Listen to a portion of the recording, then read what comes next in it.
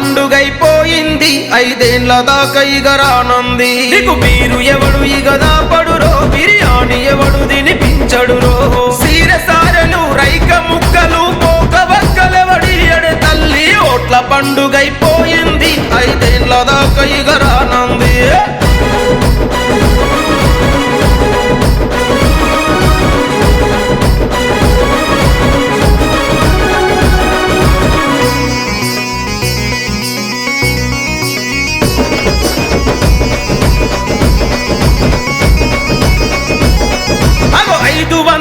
చిల్లర రోజుకు 27 కొత్తల నీ బతుకో సంతలో పశువుకు ఉన్న విలువ ఒక ఓటరుగా నీకు లేదు ఎందుకో బర్రెను కొంటే 60,000 ఎద్దును కొంటే 80,000 గాడిద కొంటే 20,000 పందిని కొంటే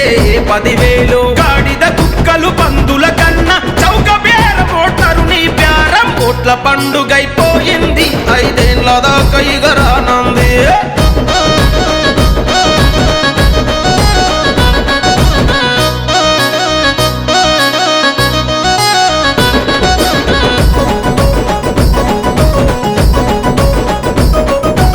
అసెంబ్లీ పార్లమెంటులు శూద్రులు గుడ్డలు తుకుతారా గడ్డి వీకుతారా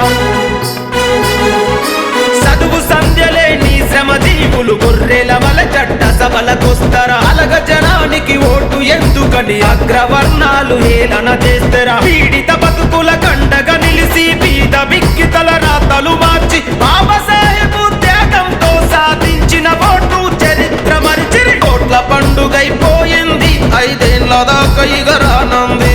మీరు ఎవడు ఇక దాపడురో బిర్యానీ ఎవడు తినిపించడురో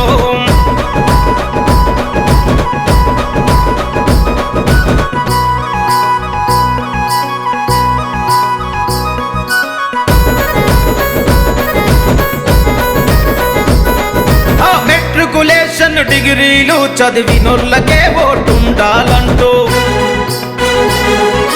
భూమి శిస్తు గట్టే సంపన్నుల కోటు హక్కు కల్పించాలంటూ అంగ్రేజోడితో అగ్రవర్ణాలు మొరపెట్టుకొని మొత్తుకుంటుంటే అంబేద్కరుని అలగ జనానికి ఓటు విలువ ఏం తెలుసని అంటే దేశంలో పుట్టిన ప్రతి మనిషికి బాబాసాహెబ్ ఓటందించినగా ఓట్ల పండుగైపోయింది ఐదేళ్ల దాకా ఇక రానంది నీకు మీరు ఎవడు ఇక దాపడురో బిర్యానీ ఎవడు తినిపించడురో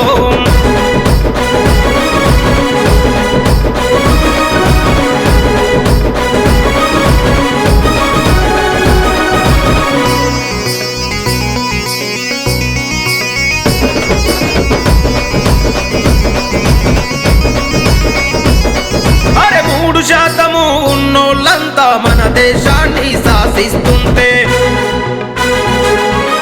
5% ఉన్నోళ్ళేమో రాష్ట్రాలను పరిపాలిస్తుంటే 92% ఉన్నోళ్ళోట్లు అమ్ముకొని బానిసలవుతుంటే సింహంలా రాజులు గమ్మంటే ఎంగిలి మెతుకుల బానిసలైతే ఓట్ల పండుగైపోయింది ఐదేళ్ల దాకా ఇక రానంది నీకు మీరు ఎవడు ఇక దాపడురో బిర్యానీ ఎవడు తినిపించడురో